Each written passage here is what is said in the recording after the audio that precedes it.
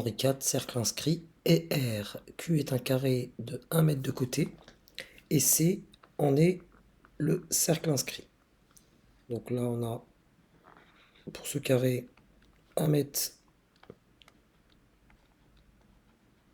de côté, et du coup, naturellement, l'un de mes rayons, ici, fait un demi-mètre. Si on partage Q, donc le carré de 1 mètre de côté en carré plus petit, qu'on y trace leur cercle inscrit. Donc là, on l'a partagé en... Ici, vous avez un demi.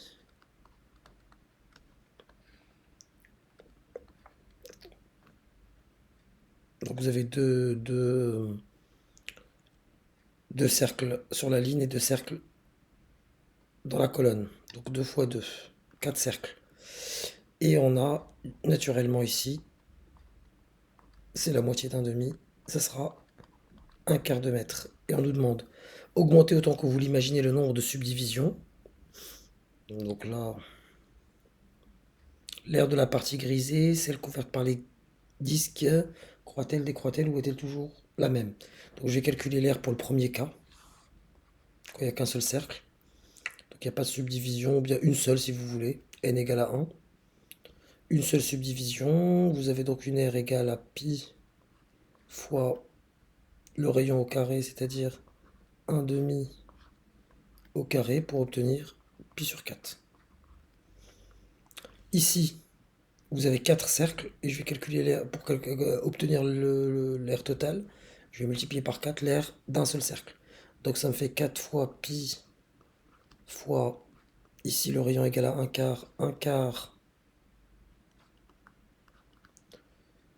au carré, ce qui me donne 4 fois pi sur 16, soit pi sur 4 de nouveau. Ça semble rester la même chose. Bon, je vais tester avec 3 subdivisions. Imaginez-vous là. Allez, on va partager en 3 ici, en 3 là.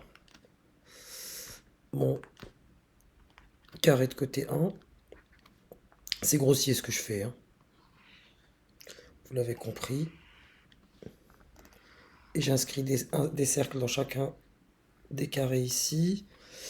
Donc naturellement, de là à là, je suis à un rayon de... Donc tout ça c'est un tiers, donc je divise encore par 2. C'est un sixième pour mon rayon. Puisque là c'est un tiers, un tiers, un tiers pour obtenir mon 1. Donc le rayon est de 1 sixième. Sauf que j'aurai 9 cercles. Donc j'aurai 9 fois pi fois le rayon au carré, c'est-à-dire 1 sixième au carré, qui va me donner 9 pi sur 36.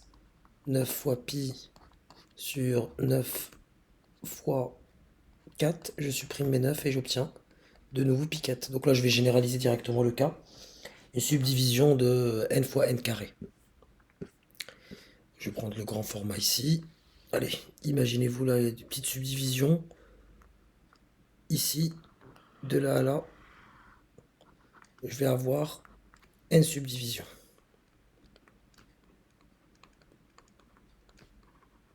Pareil ici.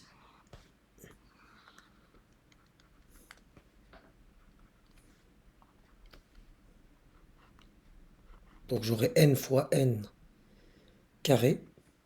Donc pour calculer mon R, et là ça sera intéressant puisque j'ai toute cette partie-là, je vais inscrire dans chacun des petits carrés un cercle, sachant que, regardez, vous avez l'unité ici.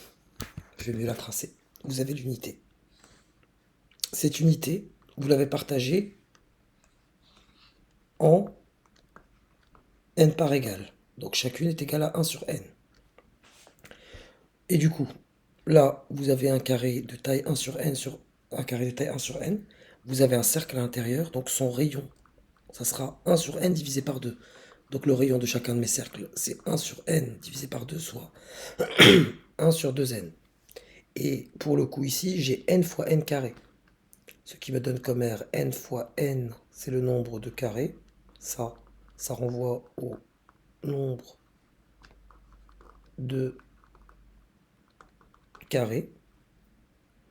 fois du coup pi, fois le rayon, je viens de l'exhiber, c'est 1 sur 2n, le tout, bien sûr, élevé au carré, ce qui me donne n au carré fois pi sur la distribution du 2 sur le 2 ici et sur n, ça me fait 4 sur n au carré, j'élimine n au carré, et je trouve pi sur 4. Et je peux conclure naturellement, en ayant généralisé mon cas, que l'air reste toujours la même, elle est constante. Voilà, il faut vraiment avoir l'idée des n subdivisions. Et avoir en tête que n subdivisions vont engendrer n fois n carré.